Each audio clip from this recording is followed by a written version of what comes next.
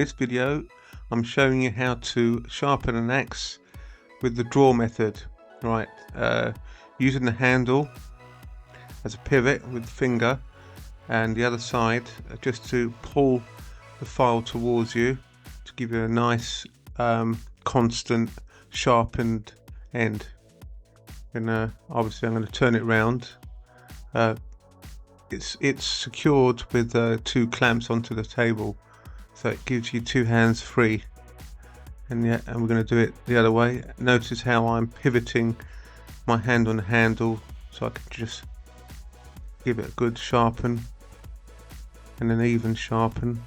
It's called the draw technique. Works well with me when I'm splitting logs in the winter and also doing kindling. Yep. So it's quite sharp actually. So that's it really. If you like the video, give us a like and subscribe, and I'll see you in the next one. Bye bye.